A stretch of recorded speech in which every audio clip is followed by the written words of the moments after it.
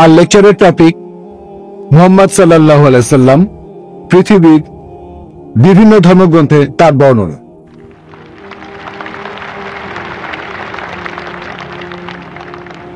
আলহামদুলিল্লাহ ওয়াসসালাতু ওয়াসসালাম আলা রাসূলিল্লাহ ওয়া আলা আলিহি ওয়া সাহবিহি আজমাইন, আম্মা বাদ। আউযু বিল্লাহি মিনাশ শাইতানির রাজীম, বিসমিল্লাহির রহমানির রহিম।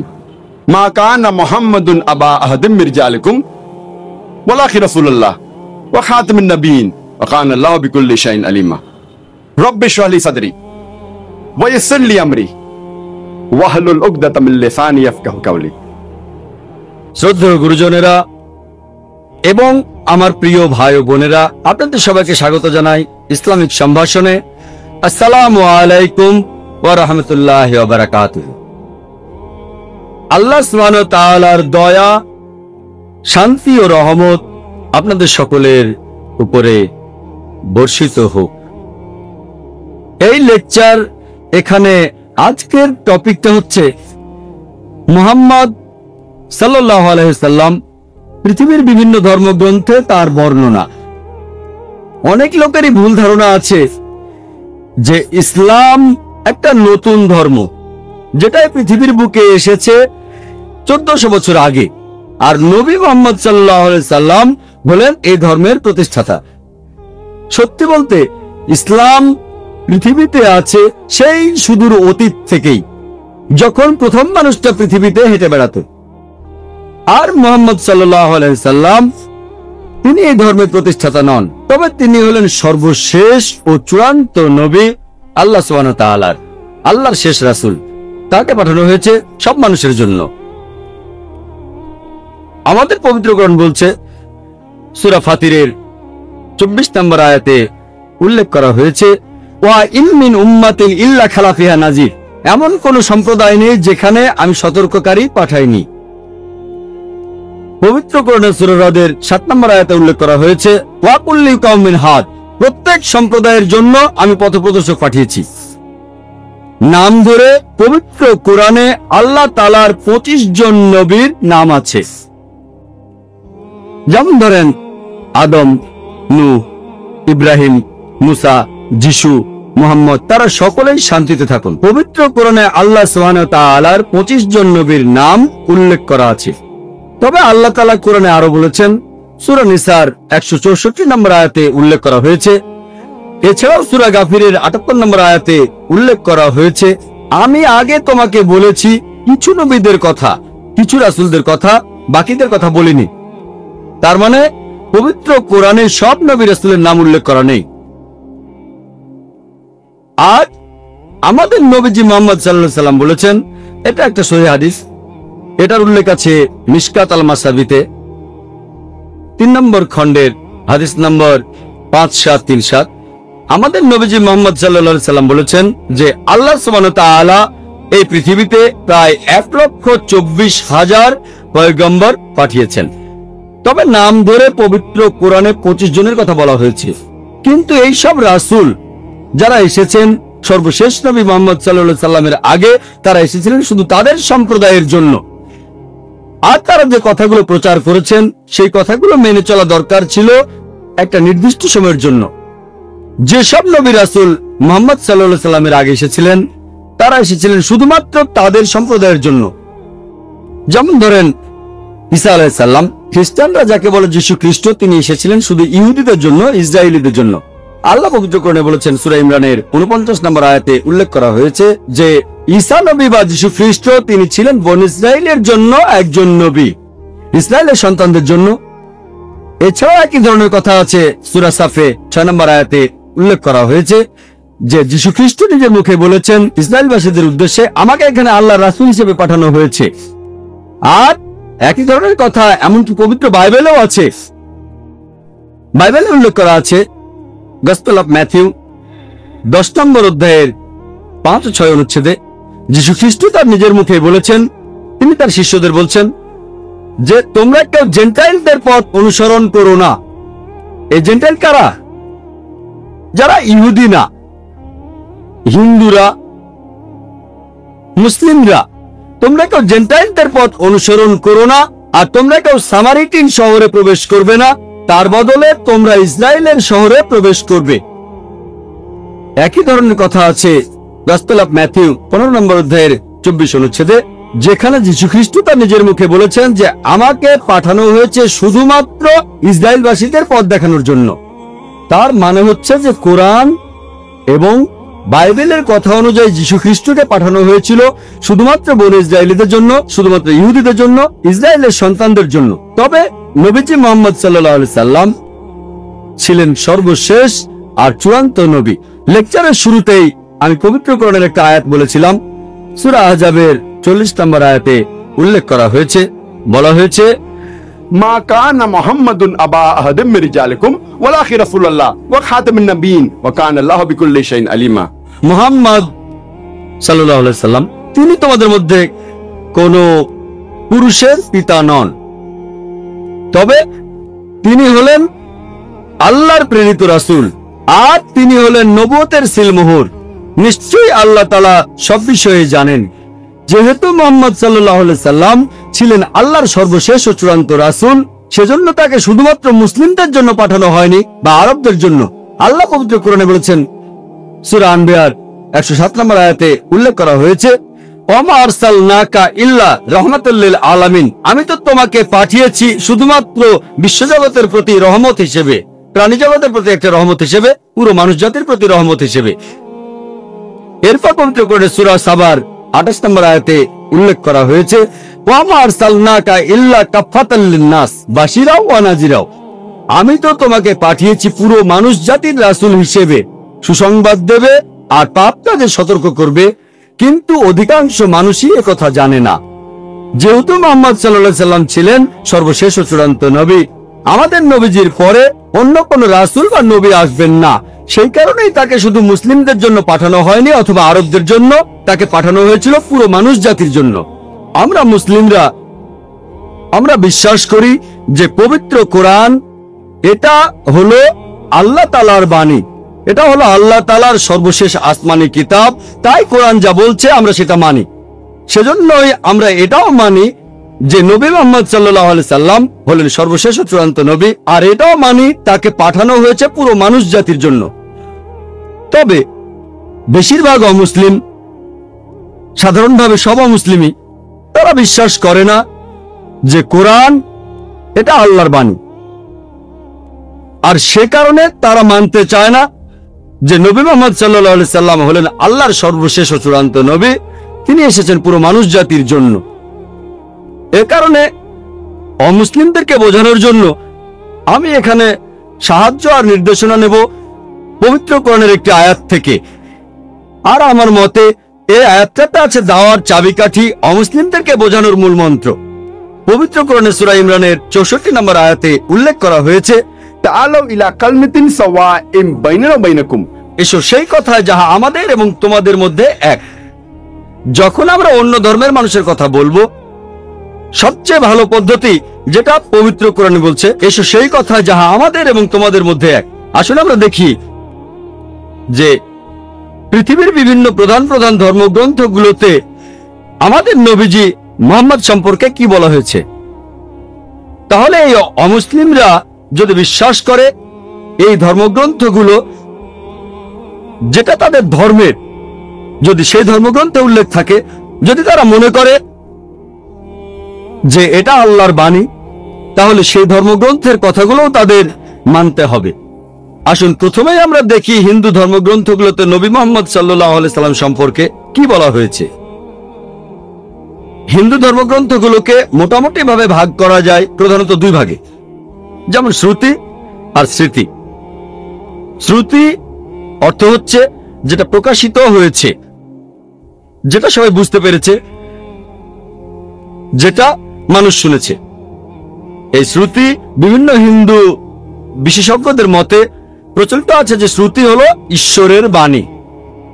এটাও প্রধানত দুই ভাগে বিভক্ত, বেদ ও উপনিষদ। বেদ এই সংস্কৃত শব্দটা এসেছে বিদ থেকে, যার অর্থ হচ্ছে মানুষের জ্ঞান। আর বেদ প্রধানত চার প্রকার: ঋগ্বেদ, যজুর্বেদ, সামবেদ ও অথর্ববেদ।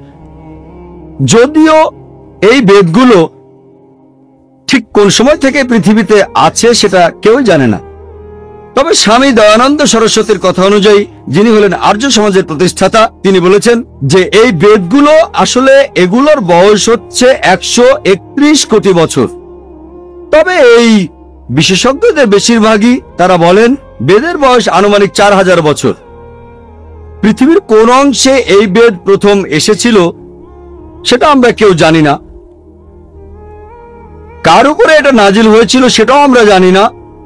যদিও এই সব ব্যাপারগুলো পরিষ্কার নয়, তারপরও হিন্দুরা মনে করে যে এটাই আল্লাহর বাণী, এটাই হলো সবচেয়ে বিশুদ্ধ আর পবিত্র ধর্মগ্রন্থ যাবতীয় হিন্দু ধর্মগ্রন্থগুলোর মধ্যে। আসুন প্রথমেই আমরা দেখি হিন্দু ধর্মগ্রন্থগুলোতে নবী মুহাম্মদ সাল্লাল্লাহু আলাইহি সাল্লাম সম্পর্কে কি বলা হয়েছে। হিন্দু ধর্মগ্রন্থগুলোকে মোটামুটি ভাবে ভাগ করা যায় প্রধানত দুই ভাগে, যেমন শ্রুতি আর স্মৃতি। শ্রুতি অর্থ হচ্ছে যেটা প্রকাশিত হয়েছে, যেটা সবাই বুঝতে পেরেছে, যেটা মানুষ শুনেছে। এই শ্রুতি বিভিন্ন হিন্দু বিশেষজ্ঞদের মতে প্রচলিত আছে যে শ্রুতি হলো ঈশ্বরের বাণী। এটাও প্রধানত দুই ভাগে বিভক্ত, বেদ ও উপনিষদ। বেদ এই সংস্কৃত শব্দটা এসেছে বিদ থেকে, যার অর্থ হচ্ছে মানুষের জ্ঞান। আর বেদ প্রধানত 4 প্রকার: ঋগ্বেদ, যজুর্বেদ, সামবেদ ও অথর্ববেদ। যদিও এই বেদগুলো ঠিক কোন সময় থেকে পৃথিবীতে আছে সেটা কেউ জানে না, তবে স্বামী দয়ানন্দ সরস্বতীর কথা অনুযায়ী, যিনি হলেন আর্য সমাজের প্রতিষ্ঠাতা, তিনি বলেছেন যে এই বেদগুলো আসলে এগুলোর বয়স হচ্ছে 131 কোটি বছর। তবে এই বিশেষজ্ঞদের বেশিরভাগই তারা বলেন বেদের বয়স আনুমানিক 4000 বছর। পৃথিবীর কোন অংশে এই বেদ প্রথম এসেছিল সেটা আমরা কেউ জানি না, কার উপরে এটা নাজিল হয়েছিল সেটাও আমরা জানি না। যদিও এই সব ব্যাপারগুলো পরিষ্কার নয়, তারপরও হিন্দুরা মনে করে যে এটাই আল্লাহর বাণী, এটাই হলো সবচেয়ে বিশুদ্ধ আর পবিত্র ধর্মগ্রন্থ যাবতীয় হিন্দু ধর্মগ্রন্থগুলোর মধ্যে। এরপরে গুরুত্ব পাবে তাদের উপনিষদ। এসেছে সংস্কৃত শব্দ থেকে উপা, যার অর্থ কাছে, নি অর্থাৎ নিচে, সদ অর্থাৎ বসা, কাছে এসে নিচে বসা। এককালে শিষ্য আর ছাত্ররা বসত তাদের শিক্ষকদের পায়ের কাছে, এটাকে বলা হচ্ছে উপনিষদ। এর অর্থ জ্ঞান, যেটা যাবতীয় অজ্ঞতা দূর করে দেয়। পৃথিবীতে 200-রও বেশি উপনিষদ পাওয়া যায়, তবে হিন্দু রীতি বলে এর সংখ্যা হলো 108। এগুলোর মধ্যে কিছু উপনিষদকে বলা হয়েছে প্রধান উপনিষদ। কেউ বলে 10টা, কেউ বলে 12টা। শ্রী রাধাকৃষ্ণ তিনি 18টা বেছে নিয়ে বই লিখেছেন, এগুলোই প্রধান উপনিষদ। পরের স্তরের ধর্মগ্রন্থগুলো হলো স্মৃতি। স্মৃতি মানে যেগুলো মনে রাখা হয়, অর্থাৎ স্মরণে রাখা। হিন্দু বিশেষজ্ঞরা বলেন এই স্মৃতি, এই গ্রন্থগুলো মানুষ লিখেছে, ঋষিরা। আর এর অবস্থান শ্রুতির পরে, শ্রুতির অবস্থান উপরে, তারপরে হচ্ছে স্মৃতি। এগুলোকে বলা হয় ধর্মশাস্ত্র, কারণ এগুলো বলে যে একজন মানুষ কিভাবে চলবে, সম্প্রদায় কিভাবে চলবে, সমাজ কিভাবে চলবে। স্মৃতির মধ্যে খুব গুরুত্বপূর্ণ হলো বিভিন্ন পুরাণ। পুরাণ অর্থ প্রাচীন। এসব পুরাণে বিভিন্ন দেবতার কথা আছে, বিশ্ব সৃষ্টির কথা আছে, সাহিত্য আছে। আর মহারিষি ব্যাস এইসব পুরাণগুলোকে 18টি খণ্ডে ভাগ করেছেন। এগুলোর মধ্যে একটা গুরুত্বপূর্ণ পুরাণ হলো ভবিষ্য পুরাণ। ভবিষ্য মানে ভবিষ্যৎ। এই পুরাণ ভবিষ্যৎ নিয়ে কথা বলছে। আর ভবিষ্য পুরাণে উল্লেখ করা আছে 3য় পর্ব, 3য় খণ্ড, 3য় অধ্যায়ের 5 থেকে 8 অনুচ্ছেদে যে একজন ম্লেচ্ছ আসবেন তার সঙ্গীদের সাথে নিয়ে মরুভূমি থেকে। তার নাম হবে মুহাম্মদ সাল্লাল্লাহু আলাইহি সাল্লাম। রাজা ভোজ এই দেবতুল্য মানুষকে স্নান করিয়ে পবিত্র করবেন আর তাকে স্বাগত জানাবেন সম্মানের সাথে, তার সাথে কথা বলবেন শ্রদ্ধার সাথে, আর বলবেন, হে মানুষ জাতির গর্ব, আপনি শয়তানকে হারানোর জন্য একটা বিশাল বাহিনী বানিয়েছেন। এই কথাটা ভবিষ্যৎ পুরাণ 3য় পর্ব 3য় খণ্ড 3য় অধ্যায় 5 থেকে 8 অনুচ্ছেদে আছে। এখানে বলা হয়েছে একজন ম্লেচ্ছ আসবেন। ম্লেচ্ছ এই সংস্কৃত শব্দটার অর্থ একজন বিদেশী। তিনি আসবেন তার সঙ্গীদের সাথে নিয়ে। সাহাবাদের কথা বলা হচ্ছে। আসবেন মরুস্থল থেকে। সংস্কৃত মরুস্থল শব্দটার মানে বালিময় স্থান বা মরুভূমি। তার নাম হবে মুহাম্মদ সাল্লাল্লাহু আলাইহি সাল্লাম। রাজা ভোজ এই বিদেশীর সাথে কথা বলবেন শ্রদ্ধার সাথে, আর বলবেন, হে মানুষ জাতির গর্ব। আপনারা জানেন যে মুহাম্মদ সাল্লাল্লাহু আলাইহি সাল্লাম তিনি মানুষ জাতির গর্ব। আল্লাহ পবিত্র কোরআনে বলেছেন, সূরা কালামের 4 নম্বর আয়াতে উল্লেখ করা হয়েছে, নিশ্চয়ই তুমি সবচেয়ে মহান চরিত্রে অধিষ্ঠিত। পবিত্র কোরআনে সূরা আহজাবের 21 নম্বর আয়াতে উল্লেখ করা হয়েছে, নিশ্চয়ই আল্লাহর রাসূল মুহাম্মদ সাল্লাল্লাহু আলাইহি সাল্লাম, তার মধ্যে তোমাদের জন্য উত্তম আদর্শ রয়েছে। কুরআন আরো বলছে যে সেই লোক তার বাহিনী নিয়ে শয়তানের বিরুদ্ধে যুদ্ধ করবে। আমরা জানি আমাদের প্রিয় নবীজি এই কাজটা করেছিলেন। এই ভবিষ্যৎবাণী একেবারে স্পষ্ট করেই বলছে মুহাম্মদ সাল্লাল্লাহু আলাইহি সাল্লামের কথা। কিছু মানুষ বলতে পারে এখানে যে ভোজ রাজার কথা বলা আছে তিনি ছিলেন 11 শতাব্দীতে, মুহাম্মদ সাল্লাল্লাহু আলাইহি ওয়াসাল্লামের জন্মেরও 500 বছর পরে। আর এই ভোজ রাজা ছিলেন রাজা শিলাবাহন এর 10ম বংশধর। এই মানুষগুলো এটা বুঝতে পারে না যে মিশরের সম্রাটদের পদবীর মতো তারা রাজাদের টাইটেল দিত ফারাও। অতীতে অনেক ফারাও ছিল, মাত্র একজন ফারাও ছিল না। তারপরে দেখেন রোমের সম্রাটদের তাদের পদবী ছিল সিজার। সিজার একজন ছিল না, অনেক সিজার ছিলেন। একইভাবে ইন্ডিয়ার রাজা, তাদের টাইটেল ছিল ভোজ। তাহলে ভোজ নামে একজন রাজা ছিলেন না, অনেক রাজাই ছিলেন। এই ভোজ রাজা ইনি কিন্তু 11 শতাব্দীর ভোজ রাজা নন, ইনি তারও অনেক আগে রাজত্ব করেছিলেন। এরপর ভবিষ্যৎ পুরাণে বলা হয়েছে 3য় পর্ব 3য় খণ্ড 3য় অধ্যায়ের 10 থেকে 27 অনুচ্ছেদে আছে, ম্লেচ্ছদের বসবাসের স্থান নষ্ট হয়ে গেছে। এখানে যে শত্রুরা আগে রাজত্ব করত, এখন সেখানে এসেছে আরো শক্তিশালী শত্রু।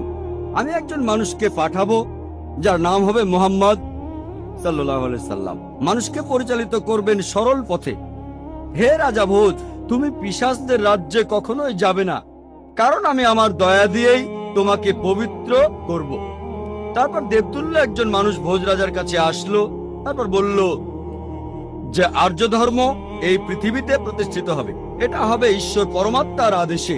আমার অনুসারীদের খাতনা দেওয়া থাকবে, তাদের মাথার পেছনে কোনো টিকি থাকবে না, তারা মুখে দাড়ি রাখবে, তারা একটা বিপ্লব করবে, তারা প্রার্থনার জন্য আহ্বান করবে, তারা সব হালাল খাবার খাবে, তারা বিভিন্ন পশুর মাংস খাবে, তবে এই লোকগুলো শুকরের মাংস খাবে না। তারা লতাপাতার মাধ্যমে নিজেদের পবিত্র করবে না, নিজেদের পবিত্র করবে যুদ্ধের মাধ্যমে। তাদের সম্প্রদায়কে বলা হবে মুসলমান। এই ভবিষ্যৎবাণী আর কারো কথা বলছে না, বলছে সর্বশেষ নবী মুহাম্মদ সাল্লাল্লাহু আলাইহি সাল্লামের কথা। বলা আছে, আমার অনুসারী তারাই হবে যে লোকদের খতনা দেওয়া থাকবে। আমরা জানি মুসলিমরা খতনা করে, তাদের মাথার পেছনে টিকি থাকবে না, অনেকে এটাকে বলে সিঙ্গি, তাদের মুখে দাড়ি থাকবে, তারা একটা বিপ্লব করবে, তারা প্রার্থনার জন্য আহ্বান করবে। আজানের কথা বলা হচ্ছে, মুসলিমরা আজান দেয়। তারা সব হালাল খাবার খাবে, বিভিন্ন প্রাণীর মাংস খাবে, তবে তারা শুকরের মাংস খাবে না। আল্লাহ পবিত্র কোরআনে সব মিলিয়ে 4 জায়গায় বলেছেন। সূরা বাকারার 173 নম্বর আয়াতে উল্লেখ আছে, সূরা মাইদার 3 নম্বর আয়াতে উল্লেখ আছে, সূরা আনামের 145 নম্বর আয়াতে উল্লেখ আছে এবং সূরা নাহালের 115 নম্বর আয়াতে উল্লেখ করা আছে, হুররিমাত আলাইকুম মাইতাতু ওয়াদ-দামু ওয়া লাহমুল খিনজির ওয়া মা উহিল্লা লিগাইরিল্লাহ বি। তোমাদের জন্য হারাম করা হয়েছে মৃত জন্তু, রক্ত, শুকরের মাংস খাওয়া এবং যে পশু জবাইকালে আল্লাহ ব্যতীত অন্য কারো নাম নেওয়া হয়েছে। যেহেতু পবিত্র কোরআনে বেশ কয়েকবার এই কথা বলা হয়েছে যে শুকরের মাংস খাওয়া হারাম, মুসলিমরা আমরা শুকর খাই না।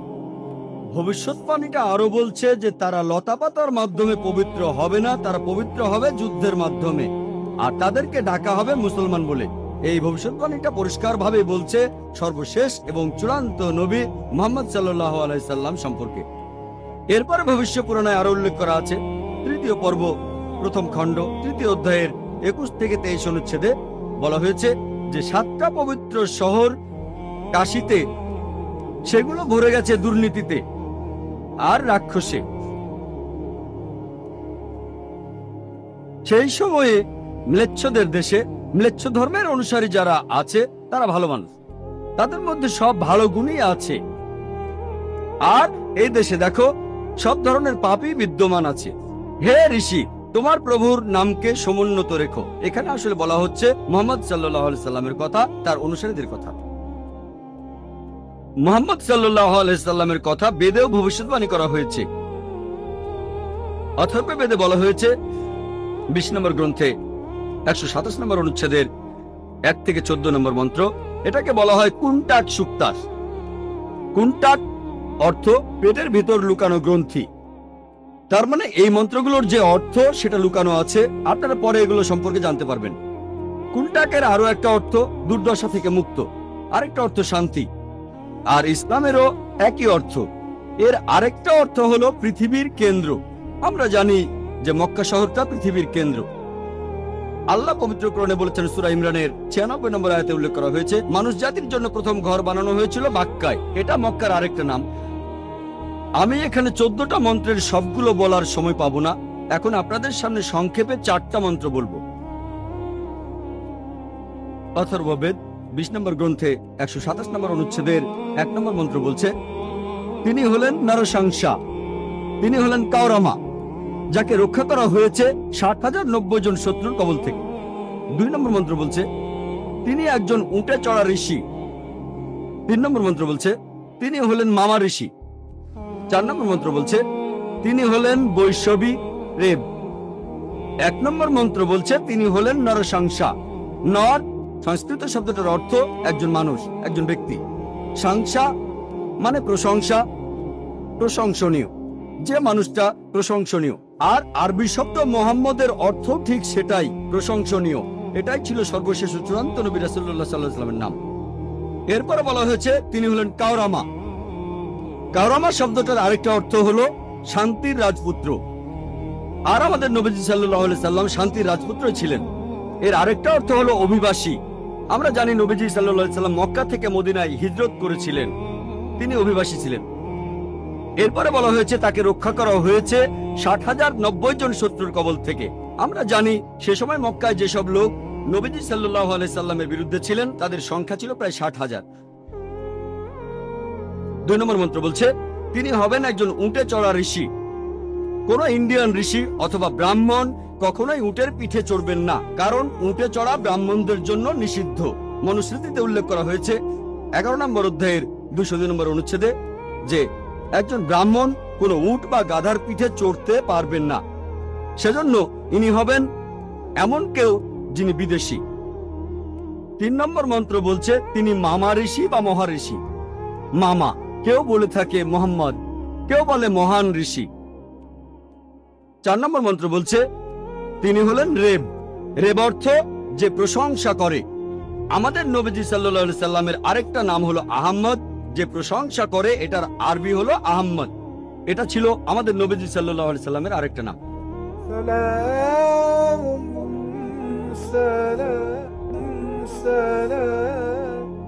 অথর্ববেদে মুহাম্মদ সাল্লাল্লাহু আলাইহি সাল্লাম সম্পর্কে আরো ভবিষ্যৎবাণী আছে। 20 নম্বর গ্রন্থে 21 নম্বর অনুচ্ছেদের 6 নম্বর মন্ত্র বলা হয়েছে, এখানে আহজাবের যুদ্ধের কথা বলা হয়েছে। আহজাবের যুদ্ধ এখানে বলা হয়েছে যে এই ঋষিকে রক্ষা করা হবে 10,000 শত্রুর কবল থেকে, আর তিনি এই যুদ্ধে বিজয়ী হবেন লড়াই না করেই। তিনি একজন কারু। এখন সংস্কৃত শব্দ কারু অর্থাৎ যে ব্যক্তি প্রশংসা করে। আরবি করলে যেটা হবে আহমদ, যেটা আমাদের নবীজির আরেকটা নাম। বলা হয়েছে তিনি লড়াই না করেই এই যুদ্ধে জিতবেন, অর্থাৎ আহজাবের যুদ্ধের কথা, যেখানে লড়াই না করেই মুসলিমরা জিতেছিল। আমরা জানি যে সেই যুদ্ধে শত্রুপক্ষের লোকজন ছিল প্রায় 10,000। এরপর আরো আছে অথর্ববেদে 20 নম্বর গ্রন্থ 21 নম্বর অনুচ্ছেদের 7 নম্বর মন্ত্র যে মহান ঈশ্বর ক্ষমতাচ্যুত করবেন 20 জন রাজাকে, আর তিনি রক্ষা করবেন আবান্দুকে 60,090 জন শত্রুর কবল থেকে। সংস্কৃত শব্দ আবান্দু অর্থ হলো এতিম। এই আবান্দু শব্দটার আরেকটা অর্থ হচ্ছে প্রশংসনীয়। আমাদের নবীজি সাল্লাল্লাহু আলাইহি সাল্লামের নাম মুহাম্মদ, এটার অর্থ হচ্ছে প্রশংসনীয়। তাহলে আবান্দু শব্দটার আরবি করলে হবে মুহাম্মদ সাল্লাল্লাহু আলাইহি সাল্লাম। বলা হয়েছে ঈশ্বর ক্ষমতাচ্যুত করবেন 20 জন রাজাকে। আর আমরা জানি যে তখনকার দিনে আনুমানিকভাবে মক্কাতে 20টা আলাদা গোত্র ছিল। মুহাম্মদ সাল্লাল্লাহু আলাইহি সাল্লাম সবাইকে জিতে নিয়েছিলেন। আর সে সময় যারা নবীজি সাল্লাল্লাহু আলাইহি সাল্লামের সাথে বিরোধিতা করেছিল তাদের সংখ্যা ছিল প্রায় 60,000। এই একই ভবিষ্যৎবাণীটা ঋগ্বেদেও করা হয়েছে 1 নম্বর গ্রন্থ 53 নম্বর অনুচ্ছেদের 9 নম্বর মন্ত্রে। তবে এখানে তাকে বলা হয়েছে যে সুশ্রামা। সুশ্রামা শব্দটার অর্থ যে ব্যক্তি প্রশংসনীয়, যেটা আমাদের নবীজির নামের অর্থ। নবীজির কথা ভবিষ্যৎবাণী করছে অগ্নি 64 নম্বর মন্ত্র। এখানে বলা হয়েছে যে এই ঋষি তিনি তার মায়ের দুধ পান করবেন না, তিনি মায়ের বুকের দুধ পান করবেন না। আমরা জানি যে নবীজি সাল্লাল্লাহু আলাইহি সাল্লাম তিনি মায়ের দুধ পান করেননি। আর বিবি হালিমা রাদিয়াল্লাহু আনহা তিনি ছিলেন নবীজি সাল্লাল্লাহু আলাইহি সাল্লামের দাইমা। এছাড়াও নবীজি সাল্লাল্লাহু আলাইহি সাল্লামকে বলা হয়েছে আহমদ, যিনি প্রশংসা করেন। অনেক জায়গায় আছে, উত্তর চিকে আছে মন্ত্র নম্বর 1500।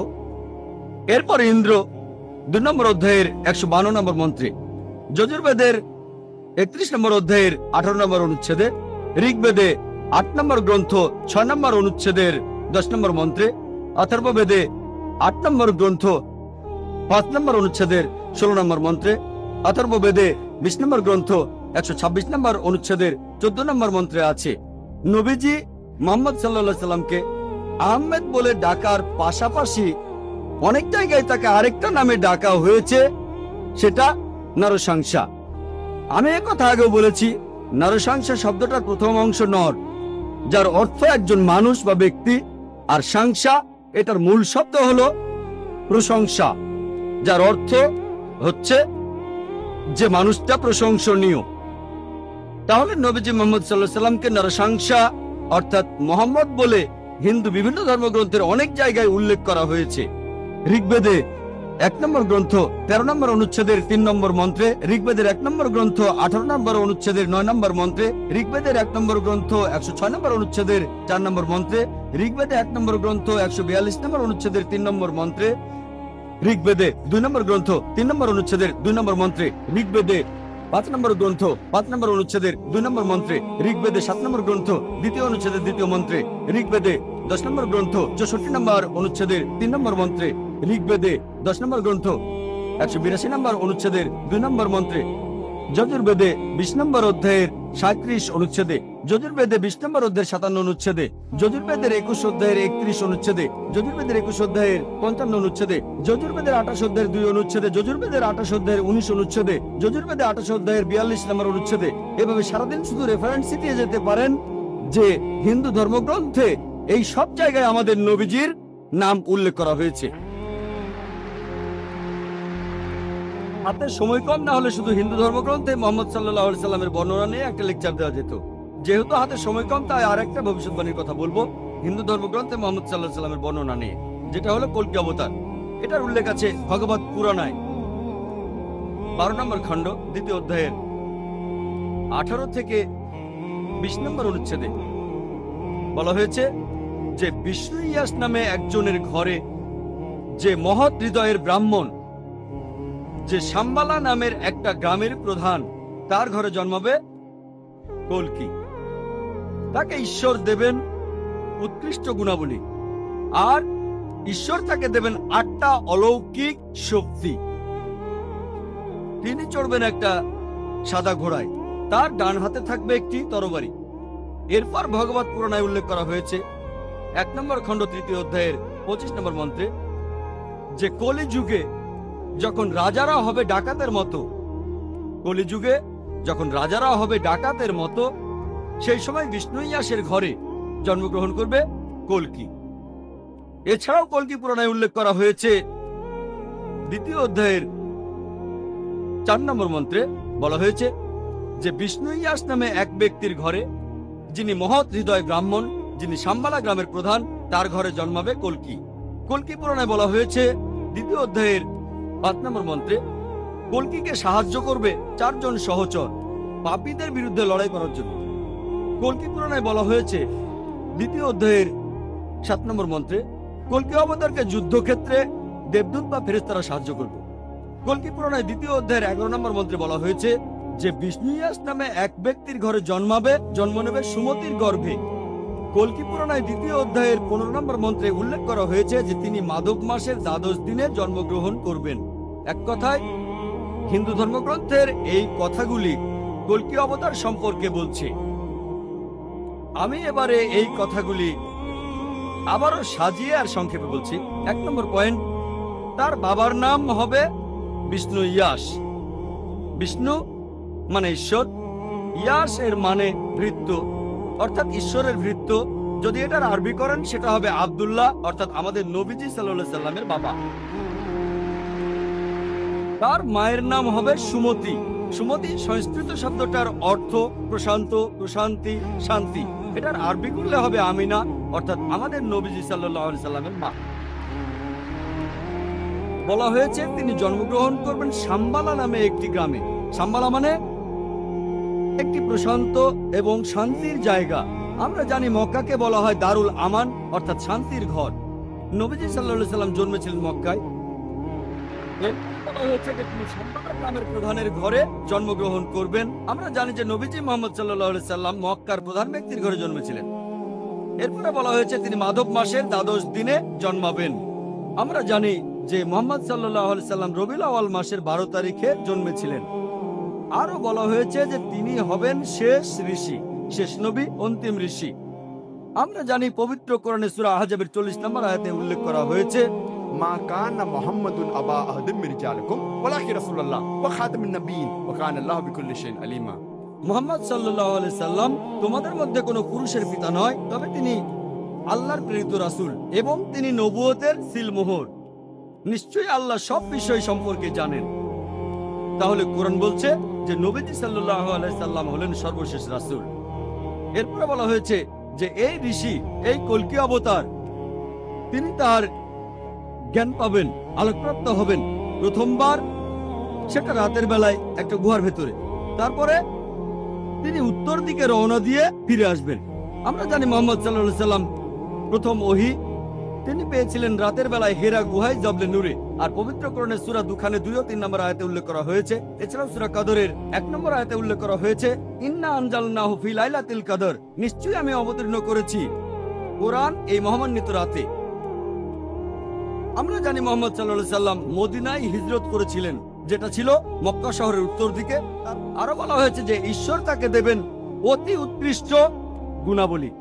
বলা হয়েছে যে তিনি 8টা অলৌকিক শক্তি পাবেন।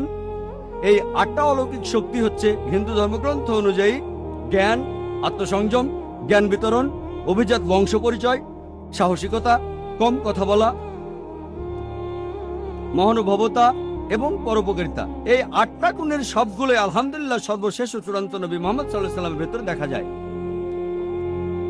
তারপর বলা হয়েছে তিনি হবেন পৃথিবীর সব মানুষের পথপ্রদর্শক। আর পবিত্র কোরআনের সূরা সাবার 28 নম্বর আয়াতে উল্লেখ করা হয়েছে ওমা আরসালনাকা ইল্লা কাফাতাল লিন-নাস বাশীরা ওয়া নাযীরা, আমি তো তোমাকে পাঠিয়েছি পুরো মানব জাতির দূত হিসেবে, সুসংবাদদাতা ও সতর্ককারী রূপে পাঠিয়েছি, তবে অধিকাংশ মানুষই কথাটা জানে না। এরপরে বলা হয়েছে যে কল্কি অবতার চড়বেন একটি সাদা ঘোড়ায়। আমরা জানি যে নবীজি মুহাম্মদ সাল্লাল্লাহু আলাইহি সাল্লাম বুরাকে চড়েছিলেন যখন মিরাজে গিয়েছিলেন। এরপরে আরো বলা হয়েছে যে তার হাতে থাকবে একটি তরবারি। আর আমরা জানি মুহাম্মদ সাল্লাল্লাহু আলাইহি সাল্লাম যুদ্ধে অংশ নিয়েছিলেন, আর বেশিরভাগই ছিল আত্মরক্ষার জন্য সরাসরি অংশ নিয়েছিলেন, তখন তার ডান হাতে তরবারি থাকতো। এরপর এখানে বলা হয়েছে যে তিনি অজ্ঞ লোকদের পরিচালিত করবেন সরল পথে। আমরা জানি যে মুহাম্মদ সাল্লাল্লাহু আলাইহি সাল্লাম আরবদের পথ দেখিয়েছিলেন। আরবের সেই সময়টাকে বলা হতো আয়ামে জাহেলিয়া, অর্থাৎ অজ্ঞতার যুগ। আর মুহাম্মদ সাল্লাল্লাহু আলাইহি সাল্লাম আল্লাহ তাআলার সাহায্য নিয়ে, কোরআনের সাহায্যে আরবদের নিয়ে এসেছিলেন অন্ধকার থেকে আলোতে। এরপর আরো বলা হচ্ছে তাকে সাহায্য করবে 4 জন সহচর। বলা হচ্ছে 4 জন সাহাবীর কথা, খোলাফায়ে রাশেদিন, হযরত আবু বকর, হযরত ওমর, হযরত ওসমান, হযরত আলী, আল্লাহ সবাইকে শান্তিতে রাখুন। তারপর বলা হয়েছে যে যুদ্ধক্ষেত্রে তাকে দেবদূত বা ফেরেশতারা সাহায্য করবে। আমরা জানি যে পবিত্র কোরআনের সূরা ইমরানের 123 থেকে 125 নম্বর আয়াতে উল্লেখ করা হয়েছে। এছাড়াও সূরা আনফালের 8 থেকে 9 নম্বর আয়াতে উল্লেখ করা হয়েছে যে ফেরেশতারা নবীজিকে সাহায্য করেছিল, সেটা ছিল বদরের যুদ্ধে। আর তাদের জন্য মুসলিমরা সে যুদ্ধে জিতেছিল। এখানে আমি সংক্ষেপে বললাম কল্কি অবতার সম্পর্কে, যেটা হিন্দু ধর্মগ্রন্থে বলা হয়েছে।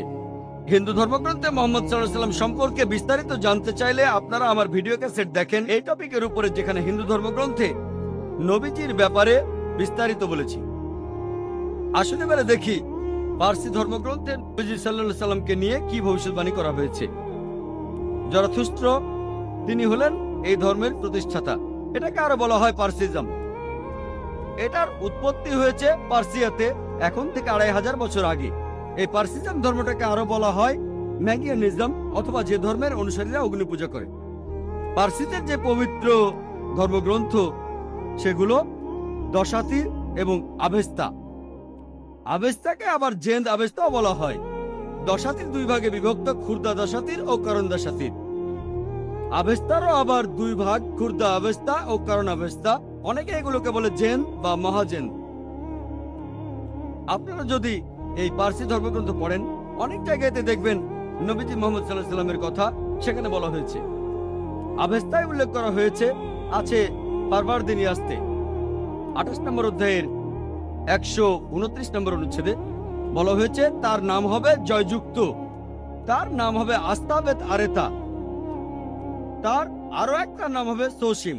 বলা হয়েছে যে তাকে এখানে ডাকা হবে নামটা সোসিয়ান, তার নাম হবে আস্তাবেত আরেতা। আমরা জানি নবীজি সাল্লাল্লাহু আলাইহি সাল্লাম যুদ্ধ জিতেছিলেন, অনেক যুদ্ধে জিতেছিলেন। আর এখানে সোসিয়ান থাকবে। ইতিহাসের বিশ্বকোষের কথা অনুযায়ী শব্দটার অর্থ যে মানুষটা প্রশংসা করেছে। এটার আরবি হলে সেটাই হবে মুহাম্মদ সাল্লাল্লাহু আলাইহি সাল্লাম। তাহলে পার্সি বিভিন্ন ধর্মগ্রন্থেও মুহাম্মদ সাল্লাল্লাহু আলাইহি সাল্লামের নাম উল্লেখ করা হয়েছে। এরপর বলা হয়েছে তিনি হবেন আস্তাবেত আরিতা। আস্তাবেত আরিতা অর্থাৎ যে ব্যক্তি প্রশংসা করে। এটা হলো নবীজি সাল্লাল্লাহু আলাইহি সাল্লামের আরেকটা নাম আহমদ। আহমদ শব্দটার অর্থ যে প্রশংসা করে। এরপর আরো আছে জেন্দাবেস্তার জামিয়াদি আসতে 16 নম্বর অধ্যায়ের 95 অনুচ্ছেদে যে তার বন্ধুরা চলে আসবে, অর্থাৎ আস্তাবেত আরিতার বন্ধুরা। তারা সেখানে শয়তানের বিরুদ্ধে যুদ্ধ করবে, তারা চিন্তা ভাবনা করবে, ভালো কথা বলবে, ভালো কাজ করবে, আর তাদের জিহ্বা কোনো মিথ্যা উচ্চারণ করবে না। এখানে নবীজির সাহাবীগণের কথা বলা হচ্ছে। এখানে তাকে বলা হচ্ছে আস্তাবেত আরেতা, যার অর্থ যে প্রশংসা করে, মানে আহমদ সাল্লাল্লাহু আলাইহি সাল্লাম, যেটা নবীজির আরেকটা নাম। এখানে সাহাবীগণের কথা বলা হচ্ছে, অর্থাৎ নবীজির সহচরেরা। তারা ভালো মানুষ হবে, চিন্তা করে কাজ করবে, ভালো কথা বলবে, তারা সবাই ভালো কাজ করবে, তাদের জিহ্বা কোনো মিথ্যা উচ্চারণ করে না, অর্থাৎ তারা মিথ্যা কথা বলে না। আর আমরা জানি যে সাহাবীগণ মাশাআল্লাহ সত্যি কথাই বলতেন। এরপর দশাতিরেও নবীজি মুহাম্মদ সাল্লাল্লাহু আলাইহি ওয়াসাল্লাম সম্পর্কে ভবিষ্যৎবাণী করা হয়েছে। এটা হলো পার্সিদের আরেকটা ধর্মগ্রন্থ। দশাতির মানে 10 আর তীর, অর্থাৎ যে বইটার 10টা অংশ আছে। এটা দস্তুর শব্দটার বহুবচন, আর দস্তুর মানে একটা ধর্মীয় আইন। তাহলে এই বইটাতে 10টা অংশ আছে আর ধর্মীয় আইন। দশাতিরে উল্লেখ করা হয়েছে যে পার্সিরা যখন তাদের ধর্ম ত্যাগ করবে, জেরুসালেমরা যখন তাদের ধর্ম ত্যাগ করবে, যখন তারা নিঃসঙ্গ হয়ে যাবে, তখন মরুভূমি থেকে একজন লোক আসবে, তার অনুসারীরা পার্সিদের বশে আনবে, আর তারা পার্সিদের রাজ্য জয় করে নেবে। তারা মানুষ জাতির জন্য একটা অনুগ্রহ হবে। তারা তাদের মন্দিরের ভেতর আগুনের পূজা করবে না, তারা প্রার্থনা করবে ইব্রাহিমের ঈশ্বরের ঘরের দিকে মুখ করে। তারা কোনো মূর্তি পূজা করবে না। তারা হবে প্রভু এবং শাসক পার্সিয়ার। এছাড়াও তারা পার্সিয়ার অন্যান্য ধর্মীয় স্থানেও রাজত্ব করবে। আর তাদের নবী তিনি খুব যুক্তিবাদী হবেন আর অলৌকিক কাজ করবেন। এই ভবিষ্যৎবাণী আর কারো কথা বলছে না, বলছে আমাদের নবীজি মুহাম্মদ সাল্লাল্লাহু আলাইহি সাল্লামের কথা। এরপরে আরো আছে, এটা আছে বুন্দাহিসানে 30 নম্বর অধ্যায়ের 6 থেকে 27 নম্বর অনুচ্ছেদে যে সোসিয়ান হবেন শেষ নবী। সোসিয়ান এটা নিয়ে আগে বলেছি। বিশ্বকোষের কথা অনুযায়ী এটার অর্থ হলো প্রশংসনীয়, অর্থাৎ মুহাম্মদ সাল্লাল্লাহু আলাইহি সাল্লাম। আর এখানে বলা হয়েছে যে নবীজি মুহাম্মদ সাল্লাল্লাহু আলাইহি সাল্লাম হবেন শেষ নবী। এটা হলো সংক্ষেপে পারসি ধর্মগ্রন্থগুলোতে আমাদের নবীজির বর্ণনা। আসুন দেখি বৌদ্ধ ধর্মগ্রন্থগুলোতে আমাদের নবীজি সম্পর্কে কি বলা হয়েছে। প্রায় সব বৌদ্ধ ধর্মগ্রন্থে আছে যে ভবিষ্যতে একজন মাইত্রী আসবেন। আর চিক্কমতি সিংহনাথ সুতান্তাতে বলা হয়েছে ডি 11176 বলা হয়েছে যে আরেকজন বুদ্ধ আসবেন, তার নাম মাইত্রী, যিনি পবিত্র, যিনি সবার উপরে, যিনি আলোকপ্রাপ্ত, যিনি খুব জ্ঞানী আর বিনয়ী, যিনি মঙ্গলজনক, যার রয়েছে বিশ্বজগতের জ্ঞান। তিনি অলৌকিকভাবে যে জ্ঞান আরোহণ করবেন সেটা পুরো পৃথিবীতে প্রচার করবেন। তিনি একটা ধর্ম প্রচার করবেন যে ধর্মটা শুরুতে গৌরবময় থাকবে, চরম সময়ে গৌরবময় থাকবে, আর শেষেও গৌরবময় থাকবে। তিনি একটা জীবন দর্শন প্রচার করবেন যেটা হবে সত্য এবং পুরোপুরি সঠিক। তার সাথে কয়েক হাজার সন্ন্যাসী থাকবে, যেখানে আমার সাথে কয়েকশো সন্ন্যাসী থাকে। এই কথাটা আরো বলা হয়েছে সেক্রেড বুক অব স্টে 35 নম্বর খণ্ডের 225 নম্বর পৃষ্ঠায়। একজন মাইত্রী আসবেন যার কিছু বিশেষ বৈশিষ্ট্য আর গুণ থাকবে। এরপরে বলা হয়েছে যে তিনি হাজার হাজার মানুষকে নেতৃত্ব দেবেন, যেখানে আমি নেতৃত্ব দিয়েছি কয়েকশো মানুষকে। এরপর আরো আছে গসপেল অফ বুদ্ধায় 217 ও 218 নম্বর পৃষ্ঠায় যে আনন্দ বুদ্ধকে প্রশ্ন করলেন যে হে আশীর্বাদ প্রাপ্ত, আপনি যখন চলে যাবেন কে আমাদের পথ দেখাবে? তখন গৌতম বুদ্ধ উত্তরে বললেন, আমি এই পৃথিবীর প্রথম বুদ্ধ নই, এমনকি শেষ বুদ্ধ আমি নই। ভবিষ্যতে আরেকজন বুদ্ধ পৃথিবীতে আসবেন, যিনি পবিত্র, যিনি সবার উপরে, যিনি আলোকপ্রাপ্ত, যিনি খুব জ্ঞানী আর বিনয়ী, যিনি মঙ্গলজনক, যার রয়েছে বিশ্বজগতের জ্ঞান। তিনি প্রচার করবেন একটা ভালো ধর্ম। তিনি যে ধর্ম প্রচার করবেন সেটা শুরুতে গৌরবময় থাকবে, চরম সময়ে গৌরবময় থাকবে, আর শেষেও গৌরবময় থাকবে। তিনি যে ধর্ম প্রচার করবেন তার ভিত্তি হবে সত্য, আর সেটাই হবে সঠিক জীবন দর্শন। আর তার থাকবে হাজার হাজার শিষ্য, যেখানে আমার ছিল মাত্র কয়েকশো শিষ্য। বুদ্ধের প্রধান শিষ্য আনন্দ তাকে প্রশ্ন করলেন, আমরা তাকে কিভাবে চিনব? বুদ্ধ উত্তর দিলেন, সেই লোকের নাম হবে মাইত্রী। মাইত্রী অর্থাৎ ক্ষমাশীল, স্নেহময়, দয়ালু, করুণাময়। এই শব্দটার আরবি করলে হবে রাহমা। আল্লাহ পবিত্র কোরআনে বলেছেন সূরা আম্বিয়ার 107 নম্বর আয়াতে উল্লেখ করা হয়েছে, ওয়ামা আরসালনাকা ইল্লা রাহমাতুল লিল আলামিন। আমি তো তোমাকে পাঠিয়েছি শুধুমাত্র বিশ্বজগতের প্রতি রহমত হিসেবে, জীবজগতের প্রতি রহমত হিসেবে, পুরো মানুষ জাতির প্রতি রহমত হিসেবে। এই রাহমা শব্দটা আর এর সমার্থক শব্দ ক্ষমা, এটা কোরআনে আছে সব মিলিয়ে 409 বার। আর কোরআনের প্রত্যেক সূরা, শুধুমাত্র 9 নম্বর সূরা তওবা বাদে প্রত্যেক সূরার শুরুতেই আছে বিসমিল্লাহির রহমানির রহিম, দয়াময় পরম দয়ালু আল্লাহর নামে শুরু করছি। তাহলে বৌদ্ধ ধর্মগ্রন্থগুলোতে মাইত্রী নামে একজনের ভবিষ্যৎবাণী করা হয়েছে, যিনি আসলে আমাদের নবীজি সাল্লাল্লাহু আলাইহি সাল্লাম। বৌদ্ধ ধর্মগ্রন্থে নবীজি সম্পর্কে ভবিষ্যৎবাণী আরো অনেক আছে। আছে sacred book of the stay 11 নম্বর খণ্ডের 36 নম্বর পৃষ্ঠায়, মহাপরিনির্বাণ সূত্তা 2 নম্বর অধ্যায়ের 32 নম্বর অনুচ্ছেদে বলা হয়েছে যে গৌতম বুদ্ধের ক্ষেত্রে তার কোনো প্রকাশ্য অথবা গুপ্ত শিক্ষা ছিল না। হে আনন্দ, তথাগতরা অথবা শিক্ষকরা মুঠোবন্ধ করে রাখবে না, জ্ঞানটা তোমাদের নিজের কাছে রেখে দেবে না, এটা প্রচার করতে হবে। আমরা জানি মুহাম্মদ সাল্লাল্লাহু আলাইহি সাল্লাম আল্লাহর কাছ থেকে ওহী হিসাবে যা পেয়েছিলেন সেটা সবার জন্য প্রচার করেছেন, আর সাহাবাগণকে বলেছেন এগুলো মানুষের কাছ থেকে লুকিয়ে রেখো না, মানুষের মাঝে এগুলো প্রচার করো। এই ভবিষ্যৎবাণীতে এটাই বলা হয়েছে, এখানে প্রকাশ্য বা গুপ্ত কিছুই নেই, সবকিছুই মানুষের মাঝে প্রচার করতে হবে। বৌদ্ধ ধর্মগ্রন্থে এরপরে আরো আছে sacred book of the stay 11 নম্বর খণ্ডের 97 নম্বর পৃষ্ঠায়, মহাপরিনির্বাণ সূত্তা 5 নম্বর অধ্যায়ের 36 পৃষ্ঠায় বলা হয়েছে যে গৌতম বুদ্ধের যেমন এক পরিচারক ছিল, অর্থাৎ প্রধান শিষ্য আনন্দ।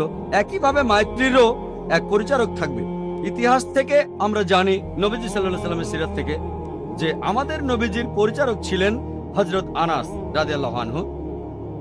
তিনি ছিলেন মালিকের পুত্র, আল্লাহ তাকে শান্তিতে রাখুন। আর হযরত আনাস রাদিয়াল্লাহু আনহু বলেছেন, আমার বাবা মা 8 বছর বয়সে আমাকে নবীজির হাতে তুলে দেন। তার মা নবীজিকে বলেছিলেন, হে আল্লাহর রাসূল, একে আপনার পরিচারক হিসেবে গ্রহণ করুন। আর হযরত আনাস রাদিয়াল্লাহু আনহু বলেছেন যে নবীজি সাল্লাল্লাহু আলাইহি সাল্লাম তাকে দেখতেন নিজের ছেলের মতোই। আর আমরা জানি হযরত আনাস রাদিয়াল্লাহু আনহু সবসময় নবীজির সঙ্গে থাকতেন। শান্তির সময় থাকতেন, যুদ্ধের সময়ও থাকতেন, নিরাপত্তার সময় থাকতেন, বিপদের সময়ও থাকতেন। এভাবে আনন্দের সাথে তার তুলনা করা যায়। যখন গৌতম বুদ্ধের দিকে একটা পাগলা হাতি তেড়ে আসলো, আনন্দ তখন বুদ্ধের সামনে গিয়ে দাঁড়িয়েছিলেন। আমরা জানি একইভাবে হযরত আনাস রাদিয়াল্লাহু আনহু উহুদের যুদ্ধের সময়, তার বয়স 11 বছর, সেই যুদ্ধে যখন শত্রুরা নবীজিকে ঘিরে ফেললো, হযরত আনাস রাদিয়াল্লাহু আনহু নবীজির পাশে ছিলেন। এরপর হুনাইনের যুদ্ধে তার বয়স যখন 16 বছর, শত্রুপক্ষের তীরন্দাজরা নবীজিকে ঘিরে ফেললো, তখনও হযরত আনাস রাদিয়াল্লাহু আনহু নবীজির পাশে ছিলেন। এভাবে আনন্দের সাথে তাকে তুলনা করা যায়। বুদ্ধের দিকে পাগলা হাতি তেড়ে এলে আনন্দ দাঁড়িয়েছিলেন বুদ্ধের সামনে গিয়ে।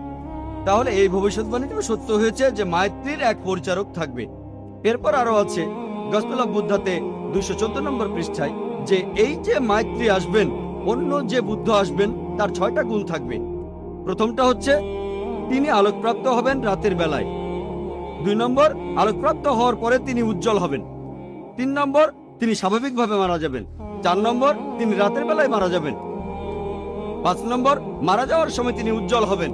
আর 6 নম্বর হচ্ছে তিনি মারা যাওয়ার পরে তাকে এই পৃথিবীতে আর কখনো সশরীরে দেখা যাবে না। এই 6টা গুণাবলী পাওয়া যায় শুধুমাত্র আমাদের নবীজি মুহাম্মদ সাল্লাল্লাহু আলাইহি সাল্লামের মধ্যেই। আমরা জানি যে নবীজি প্রথম ওহী তিনি পেয়েছিলেন রাতের বেলায়। আর পবিত্র কোরআনের সূরা দুখানের 2 ও 3 নম্বর আয়াতে উল্লেখ করা হয়েছে। এছাড়াও সূরা কদরের 1 নম্বর আয়াতে আছে যে কোরআন নাজিল হয়েছিল মহিমান্বিত রাতে। এরপরে আছে তিনি উজ্জ্বল হবেন। আমরা জানি যে আমাদের নবীজি তখন উজ্জ্বল হয়েছিলেন, আলোকিত হয়েছিলেন। এরপরে আছে তিনি স্বাভাবিকভাবে মারা যাবেন। আমরাও জানি নবীজি স্বাভাবিকভাবে মারা গিয়েছিলেন। 4 নম্বর, তিনি মারা যাবেন রাতের বেলায়। আর আয়েশা রাদিয়াল্লাহু আনহার বলা হাদিস থেকে আমরা জানি যে নবীজির ঘরে প্রদীপে কোনো তেল ছিল না। তিনি পাশের বাড়ি থেকে তেল ধার নিলেন, অর্থাৎ নবীজি মারা যাওয়ার সময় তখন রাত ছিল। এরপরে আছে যে তিনি মারা যাওয়ার সময় উজ্জ্বল হয়ে যাবেন। আর হযরত আনাস রাদিয়াল্লাহু আনহু বলেছেন যে নবীজি মারা যাওয়ার সময় খুব উজ্জ্বল ছিলেন। এর পরেরটা হলো মারা যাওয়ার পরে তাকে আর কখনো সশরীরে দেখা যাবে না। আমরাও জানি যে নবীজি সাল্লাল্লাহু আলাইহি সাল্লাম সশরীরে আর ফিরে আসবেন না। মদিনায় তার রওজা রয়েছে, তাকে সশরীরে আর কখনো দেখা যাবে না। বৌদ্ধ ধর্মগ্রন্থে উল্লেখ করা এইসব কথা, এগুলো শুধুমাত্র নবীজি সাল্লাল্লাহু আলাইহি সাল্লামের বেলাতেই খাটে। বৌদ্ধ ধর্মগ্রন্থে এছাড়াও বলা হয়েছে, the secret book of the ইস্টে 10 নম্বর খণ্ড 68 নম্বর পৃষ্ঠা বলা হয়েছে যে তথাগতরা তারা শুধু প্রচার করবে, অর্থাৎ যে বুদ্ধরা আসবেন তারা শুধু প্রচার করবেন। আর আল্লাহ বলেছেন সূরা গাশিয়ার 21 নম্বর আয়াতে উল্লেখ করা হয়েছে, ফাযাক্কির ইন্নামা আনতা মুযাক্কির। আল্লাহ নবীজিকে বলছেন তোমার কাজ ধর্ম প্রচার করা, হেদায়েত করা, সেটার মালিক আল্লাহ সুবহানাহু ওয়া তাআলা।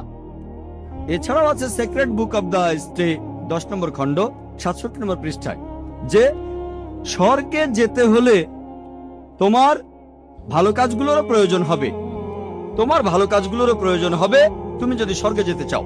আল্লাহ কোরআনে বলছেন সূরা আসরের 1 থেকে 3 নম্বর আয়াতে, ওয়াল আসর ইন্নাল ইনসানা লাফি খুসর ইল্লাল্লাযিনা আমানু ওয়া আমিলুস সলিহাতি ওয়া তাওয়াসাউ বিল হাক্কি ওয়া তাওয়াসাউ বিস সাবর।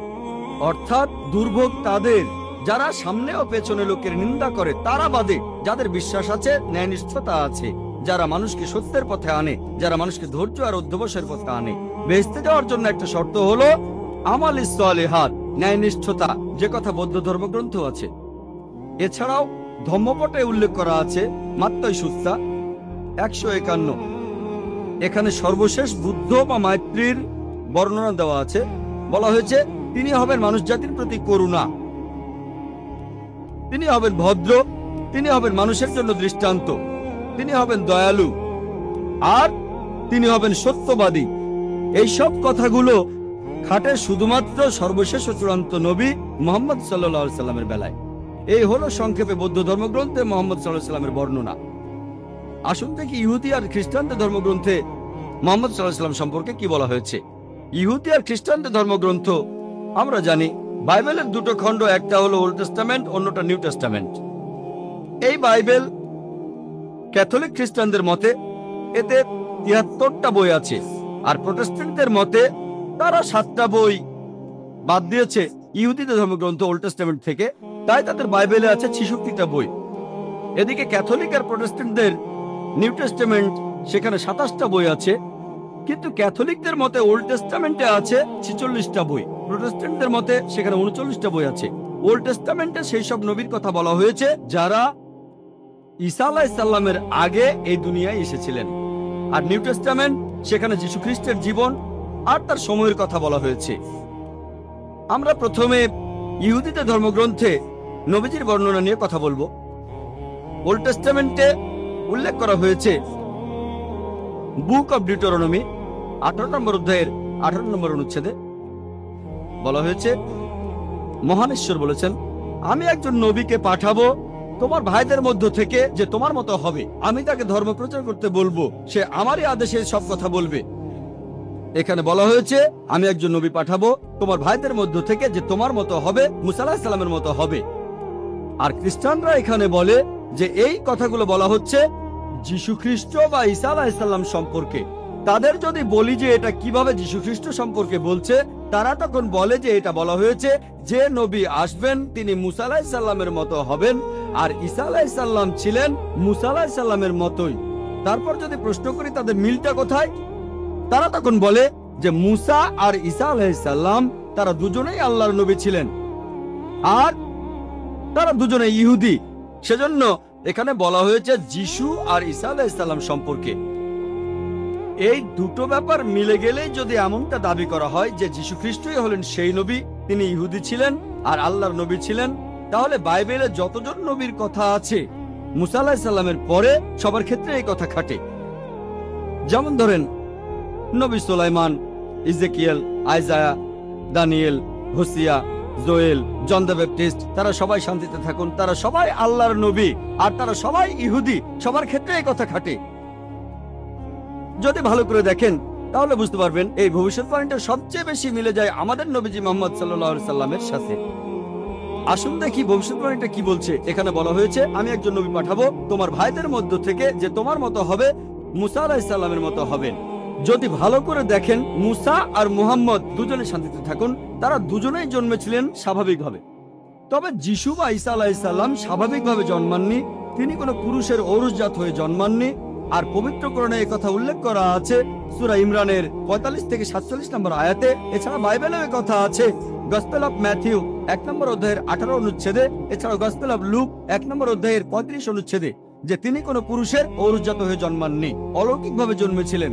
এইভাবে মুহাম্মদ সাল্লাল্লাহু আলাইহি সাল্লাম ছিলেন মুসা আলাইহিস সালামের মতো, কিন্তু ঈসা আলাইহিস সালাম তিনি মুসা আলাইহিস সালামের মতো ছিলেন না। এরপরে আরো দেখবেন মুহাম্মদ সাল্লাল্লাহু আলাইহি সাল্লাম আর মুসা আলাইহিস সালাম তারা দুজনেই ছিলেন বিবাহিত, তাদের সন্তান ছিল। কিন্তু বাইবেলের কথা অনুযায়ী ঈসা আলাইহিস সালাম অবিবাহিত ছিলেন, তার কোনো সন্তান ছিল না। তাহলে যিশু মুসার মতো ছিলেন না, বরং মুহাম্মদ মুসার মতো তারা সবাই শান্তিতে থাকুন। এরপর আপনারা আরো দেখবেন মুসা আলাইহিস সালাম আর মুহাম্মদ সাল্লাল্লাহু আলাইহি সাল্লাম তারা দুজনেই স্বাভাবিকভাবে মারা গেছেন, কিন্তু যিশু বা ঈসা আলাইহিস সালাম স্বাভাবিকভাবে মারা যাননি। পবিত্র কোরআন বলছে তাই মানি যে আল্লাহ যিশু খ্রিস্টকে তার কাছে তুলে নিয়েছেন। সূরা নিসার 157 ও 158 নম্বর আয়াতে এই কথা বলা হয়েছে। আমরা মানি তিনি মারা যাননি। আর যদি সঠিকভাবে খ্রিস্টানদের বাইবেল পড়েন তাহলে দেখবেন বাইবেলও বলছে প্রমাণ করা যায় তিনি মারা যাননি, তিনি ক্রুসিফাইড হননি। কিন্তু খ্রিস্টানরা বিশ্বাস করে যিশু বা ঈসা আলাইহিস সালাম ক্রুশবিদ্ধ হয়ে মারা গেছেন, ক্রুসিফাইড হয়েছিলেন। এই বিষয়টা সম্পর্কে বিস্তারিত জানতে চাইলে আমার ভিডিও ক্যাসেট দেখেন, একটা বিতর্ক, ওয়াজ ক্রাইস্ট ক্রুসিফাইড। তবে তর্কের খাতিরে যদি মেনেও নেই তাদের কথাই ঠিক, তাহলে মানবেন যে যিশু বা ঈসা আলাইহিসসালাম স্বাভাবিকভাবে মারা যাননি। খ্রিস্টানরা যেভাবে বাইবেলে ব্যাখ্যা করে সেটা ভুল, তারপরেও সেটা মানলে এটাও মানবেন যিশু খ্রিস্টের মৃত্যু স্বাভাবিক নয়। আমরা মানি তাকে জীবন্ত তুলে নেওয়া হয়েছে, তাহলে আমরাও মানি তার মৃত্যু স্বাভাবিক নয়। তাহলে দেখছেন ঈসা আলাইহিসসালাম মুসা আলাইহিসসালামের মতো নন, বরং মুহাম্মদ সাল্লাল্লাহু আলাইহি সাল্লাম মুসা আলাইহিসসালামের মতো। তারপরে দেখবেন যে মুসা আলাইহিসসালাম আর মুহাম্মদ সাল্লাল্লাহু আলাইহি সাল্লাম তারা দুজনেই নতুন আইন এনেছিলেন। তবে বাইবেলের কথা অনুযায়ী যিশু বা ঈসা আলাইহিসসালাম নতুন কোনো আইন আনেননি। বাইবেলের গসপেল অফ ম্যাথিউ 5 নম্বর অধ্যায়ের 17 থেকে 18 অনুচ্ছেদে যিশু বা ঈসা আলাইহিসসালাম বলছেন, ভেবো না যে আমি নবীদের আইন ধ্বংস করতে এসেছি, আমি ধ্বংস করতে আসিনি, পূর্ণ করতে এসেছি। এরপরে আরো দেখবেন মুসা আলাইহিসসালাম আর মুহাম্মদ সাল্লাল্লাহু আলাইহি সাল্লাম আল্লাহর নবীর পাশাপাশি তারা পৃথিবীতে রাজা হিসেবে ছিলেন, অর্থাৎ কেউ অপরাধ করলে তারা মৃত্যুদণ্ড দেওয়ার ক্ষমতা রাখতেন। তারা অপরাধী ব্যক্তিদের মৃত্যুদণ্ড দেওয়ার ক্ষমতা রাখতেন। তবে যিশু বা ঈসা আলাইহিসসালাম তার এই ক্ষমতা ছিল না। গসপেল অফ জনের কথা আছে 18 অধ্যায়ের 36 অনুচ্ছেদে যিশু তার নিজের মুখে বলেছেন, আমার রাজত্ব এই পৃথিবীতে নয়। এরপর দেখবেন যে মুসা আর মুহাম্মদ সাল্লাল্লাহু আলাইহি সাল্লাম তাদের দুজনকেই তাদের লোকজনেরা আল্লাহর নবী হিসেবে মেনে নিয়েছিল, বেশিরভাগই। তবে যীশু খ্রিস্টের ব্যাপারটা দেখেন, সে সময় বেশিরভাগ লোক তাকে আল্লাহর নবী বলে মেনে নেয়নি। গসপেল অফ জনের 1 নম্বর অধ্যায়ের 11 অনুচ্ছেদে বলা আছে, সবাই তাকে ত্যাগ করেছিল। তাহলে ভালো করে দেখলে আপনারা বুঝবেন যে মুহাম্মদ সাল্লাল্লাহু আলাইহি সাল্লাম হলেন মুসা আলাইহিস সালামের মতো, কিন্তু ঈসা আলাইহিস সালাম মুসা আলাইহিস সালামের মতো নন। তাহলে এই ভবিষ্যৎবাণীটা বলছে আসলে নবীজি সাল্লাল্লাহু আলাইহি সাল্লাম সম্পর্কে। এখানে আরো বলা হয়েছে, আমি একজন নবী পাঠাবো তোমার ভাইদের মধ্য থেকে। আর আমরা জানি যে আরবরা হচ্ছে ইহুদিদের জ্ঞাতি ভাই। মুসা নবী ইহুদি ছিলেন, মুহাম্মদ সাল্লাল্লাহু আলাইহি সাল্লাম ছিলেন আরব। তারা দুজনে শান্তিতে থাকুন। তাহলে আরব আর ইহুদিরা জ্ঞাতি ভাই। এরপর এখানে আরো বলা হয়েছে, আমি একজন নবী পাঠাবো তোমার ভাইদের মধ্য থেকে, যে হবে তোমার মতো, আর সে আমার কথা মতো ধর্ম প্রচার করবে, সে আমার আদেশ পালন করবে। আমরা জানি যে মুহাম্মদ সাল্লাল্লাহু আলাইহি সাল্লাম আল্লাহ তাআলার কাছ থেকে ওহী পেয়েছিলেন, আর যা শুনেছিলেন সেটাই তিনি প্রচার করেছিলেন, যেন তার মুখ দিয়ে আল্লাহর কথাই বের হচ্ছে, আর আল্লাহর আদেশে তিনি এসব করেছিলেন। তাই এই ভবিষ্যৎবাণীটা আসলে সর্বশেষ নবী মুহাম্মদ সাল্লাল্লাহু আলাইহি সাল্লাম সম্পর্কে বলা হয়েছে।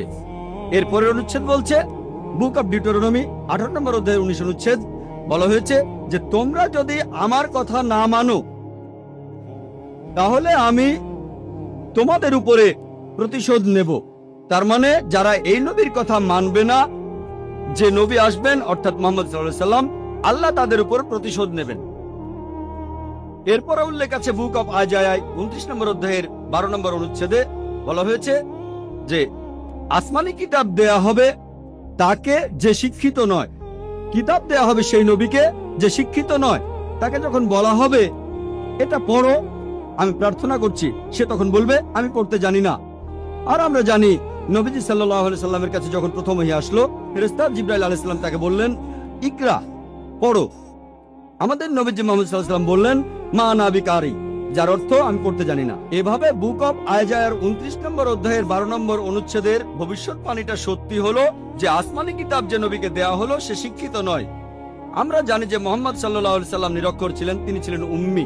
আর যখন তাকে বলা হবে পড়ো, তিনি তখন বলবেন আমি পড়তে জানি না। নবীজি সেটাই বলেছিলেন মা আনা বিকারি। এছাড়া ওল্ড টেস্টামেন্টে নবীজি সাল্লাল্লাহু আলাইহি সাল্লামের কথা নাম ধরে উল্লেখ করা হয়েছে।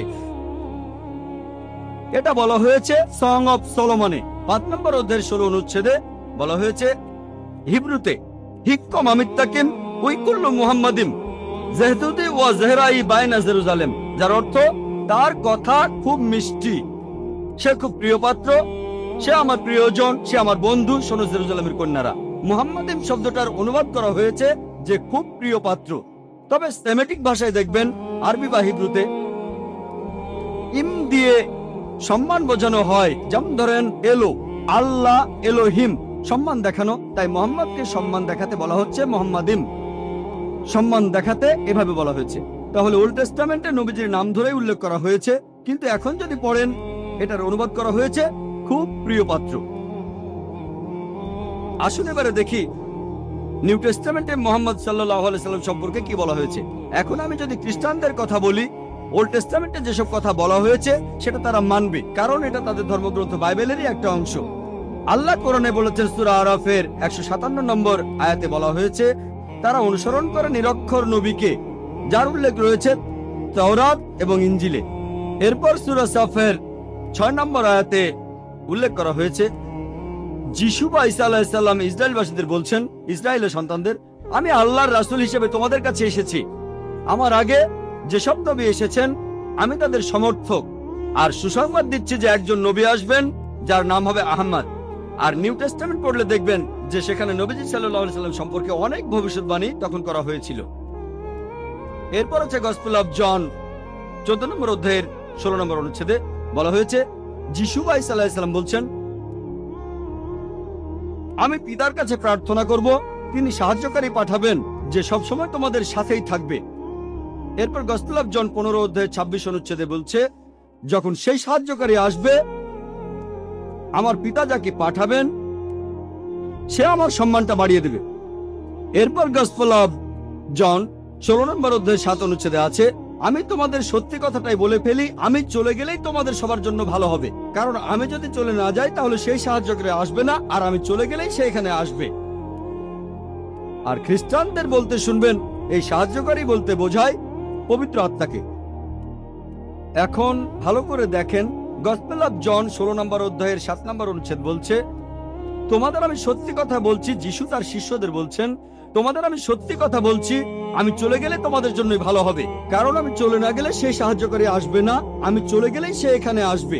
সাহায্যকারীর পৃথিবীতে আসার শর্ত হলো যে যিশু বা ঈসা আলাইহিস সালাম চলে যাবেন, তিনি চলে গেলেই সাহায্যকারী তারপর এখানে আসবেন। আমরা জানি যে পবিত্র আত্মা তখনও ছিল যিশুকে যখন ব্যাপটাইজ করা হয়, এমনকি যীশু খ্রিস্ট জন্মানোর আগেও পবিত্র আত্মা সেখানে ছিল যখন তিনি মায়ের গর্ভে ছিলেন। অনেক জায়গায় বাইবেলে বলা হয়েছে, তাহলে এই সাহায্যকারী আসলে পবিত্র আত্মা হতে পারে না।